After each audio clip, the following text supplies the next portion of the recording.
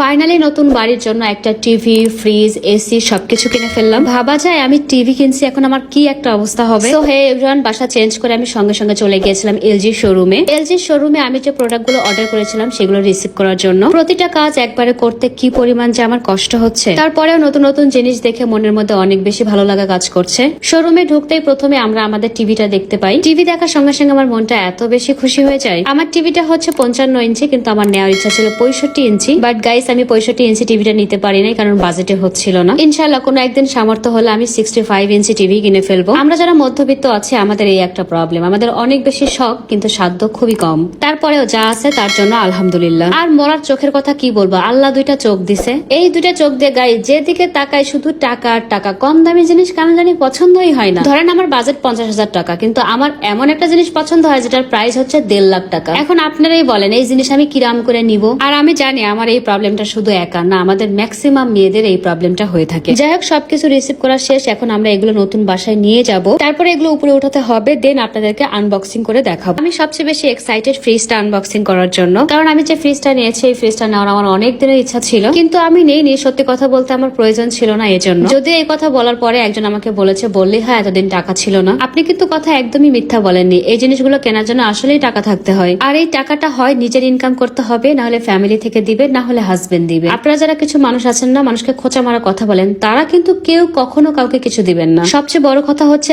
আপনার আজকে টাকা নেই, আপনি গরিব অসহায়, আপনি ভালো কাপড় চোপড় পরতে পারেন না, আপনি ভালো খাবার খেতে পারেন না, আপনার একটা ভালো বাড়ি নেই, এর মানে এই না আপনার জীবনে কখনো এই জিনিসগুলো হবে না। আল্লাহ চাইলে কখন কার জীবন কিভাবে পরিবর্তন করে দেয় এটা কেউ বলতে পারে না। পৃথিবীতে আপনি যে পরিমাণ রিজিক নিয়ে আসছেন, আজ হোক কাল হোক সেই পরিমাণ রিজিক আপনি পেয়ে যাবেন। যাই হোক গাইস, অনেক কথা বলে ফেললাম, কেউ কিছু মনে করবেন না। টিভি, ফ্রিজ সবকিছু আনবক্সিং করে আমাদের চেক করে দিচ্ছিল। ফ্রিজটা আমি সবকিছু খুলে ভালোভাবে চেক করে দেখছিলাম। ফ্রিজটা চালু করতে পারবো আমি 3 ঘন্টা পরে। বাবা, ফ্রিজটা এত বেশি বড়, আমি বারবার বলছিলাম, যেহেতু আমি অনেক রাগে, যখন আমার মাথা একদমই গরম হয়ে যাবে তখন আমাকে এখানে নিয়ে এসে ঢুকিয়ে রাখবে। ওনারা এখন এসি লাগিয়ে টেস্ট করে দেখবে সবকিছু ঠিক আছে কি। যাই হোক, সবকিছু অগোছালো, যেদিকে তাকাচ্ছে শুধু কাজ আর কাজ। কাজ করতে করতে আমাদের কয়েকটা মানুষের গায়ে একদম জ্বর চলে আসছে। তো সবাই ভালো থাকেন, দেখা হবে নেক্সট ব্লগে।